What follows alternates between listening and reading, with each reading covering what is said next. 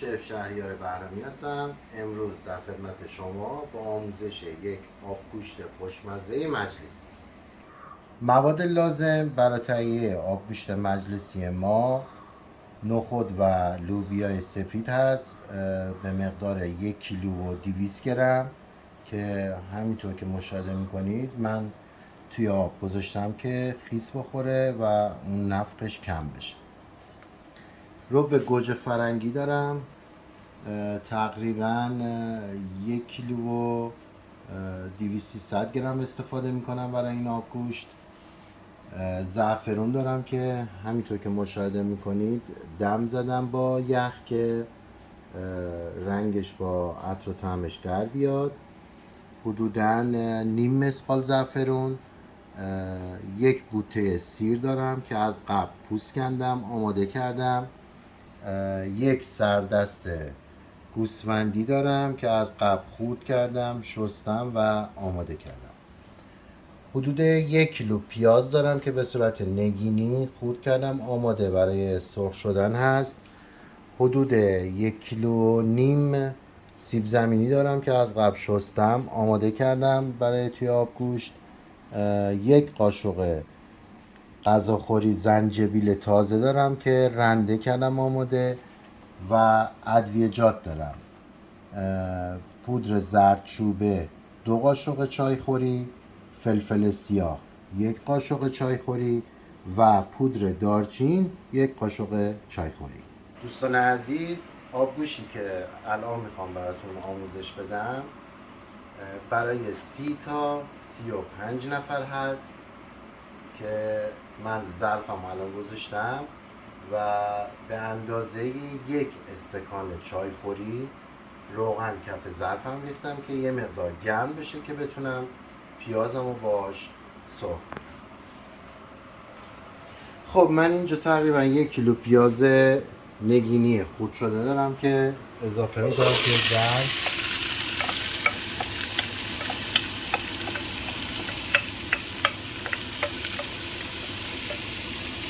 و اجازه میدم که پیاز من تقریبا طلایی بشه.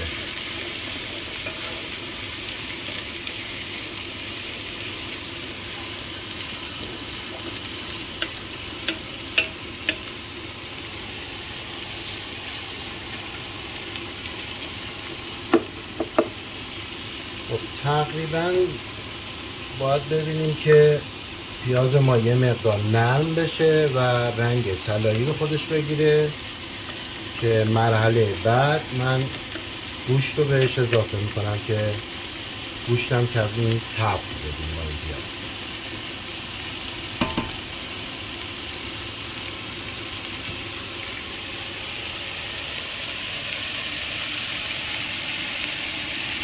با درود خدمت همه دوستای گلم. پیاز من الان تقریبا طلایی شده و سبک شده.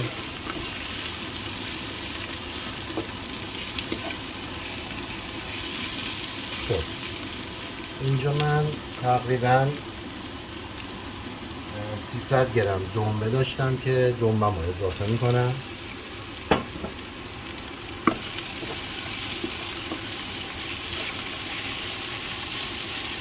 یه هم میزنیم. خب یه سردسته گوسفندی من داشتم که حدوداً 3 کیلو هستش، اونم اضافه میکنم.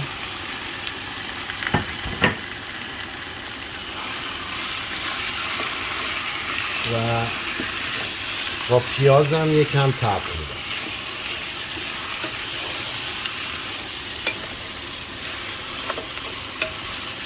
یه مقداری که رنگ گوشتم برگشت ادویه هم رو اضافه میکنم. اجازه میدیم یه مقدار گوشتمون با پیاز سرخ بشه. یه بوته سیرم من داشتم که سیرم هم الان اضافه میکنم.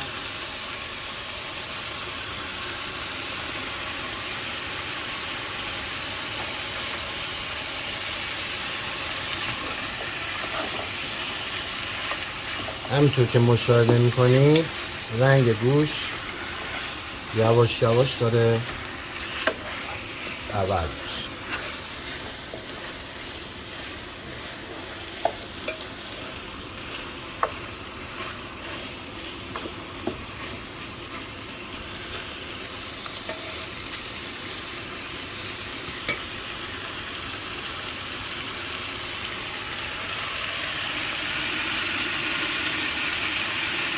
دوستان عزیز، مشاهده میکنید که رنگ گوشت من برگشته و کمی سرخ شده.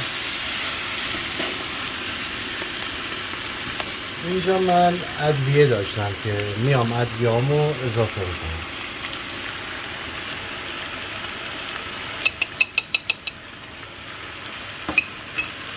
و یکم تفت میدم با ادویه.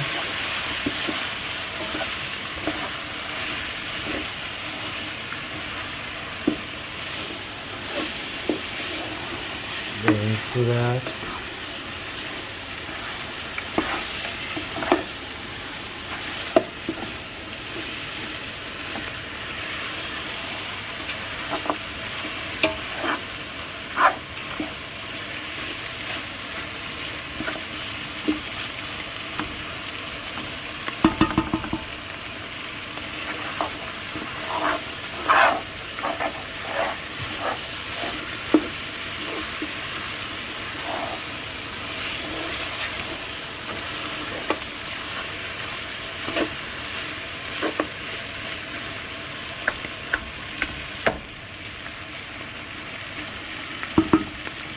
یه مقدارم با ادویه تفت دادیم و در اینجا من آب اضافه میکنم.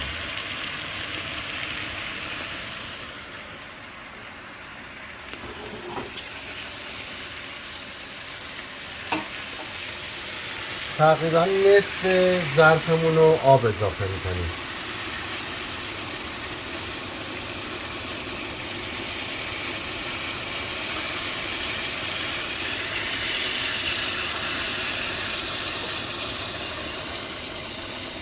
عزیزان من دقت داشته باشید، من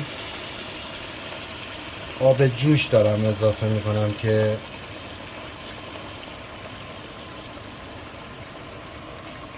هم سریعتر گوشت ما پخته میشه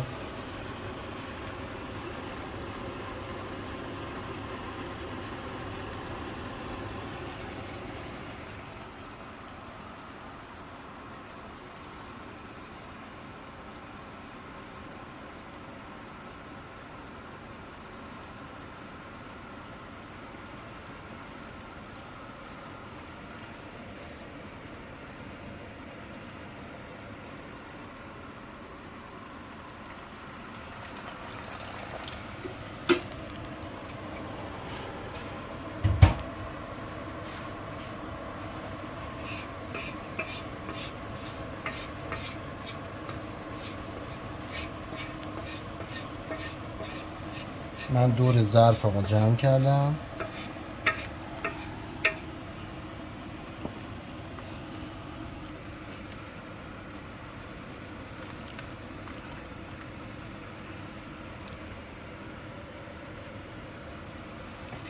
من تا آب جوش میاد و اضافه میکنم مجددا به ظرف، تا این قسمت ظرف شما باید آب بریزید و اجازه بدید روی شعله کم حدود 4 ساعت غل بزنه و پخته بشه.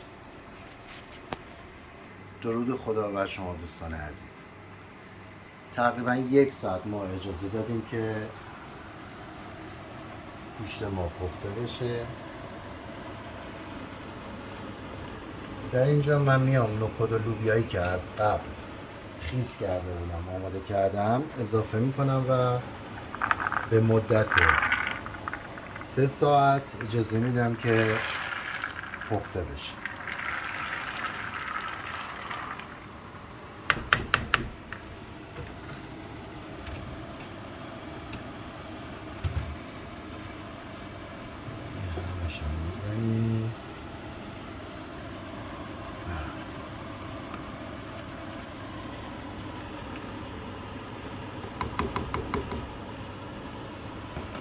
حرارتش رو کم میکنیم و اجازه میدیم که به مدت 3 ساعت تا 4 ساعت کاملا پخته بشه. خب من حبوبات که اضافه کردم اینجا زنجبیل داشتم، 1 قاشق زنجبیل تازه و توصیه میکنم حتما استفاده بکنید چون فوق العاده غذای شما رو خوشمزه میکنه و طبع گرمی که داره در واقع اون سردی حبوبات رو میگیره.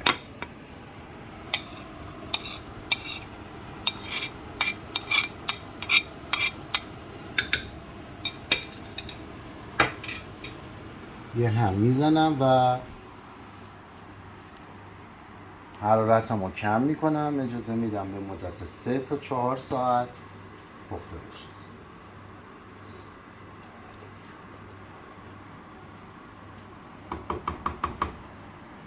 خب من در ظرف رو میبندم و حرارتم رو تنظیم میکنم، شعله کم.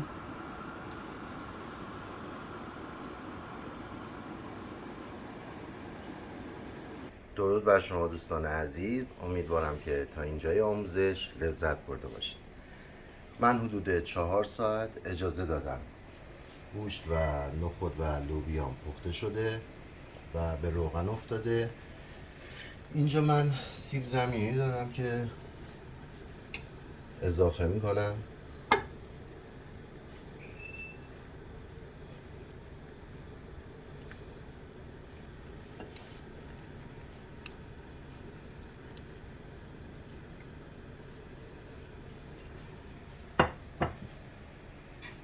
رب داشتیم که تقریبا من 1 کیلوشو فعلا اضافه میکنم. اگر دیدم نیاز بود که یه مقدار رنگش قرمزتر بشه اون 200 گرم هم اضافه میکنم.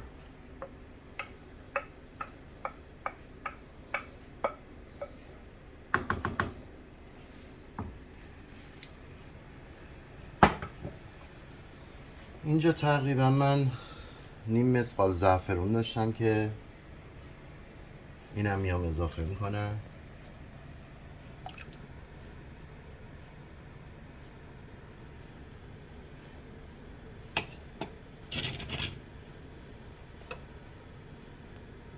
تقریبا 1 کیلویی گوجم من اضافه میکنم به این آبگوش. گوجه باعث میشه یه طعم تقریبا ترش مانندی به ما بده.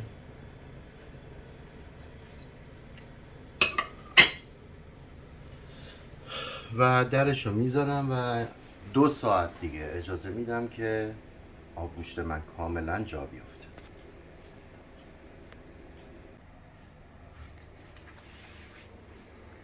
دوستان عزیز، امیدوارم که از آموزش امروز ما لذت برده باشید. آبگوشت من آماده شده و من کشیدم. منتها با اجازه شما میخوام برم که با مهمونا مشغول بشم به خوردن چون آبگوشت دور همیش میچسبه.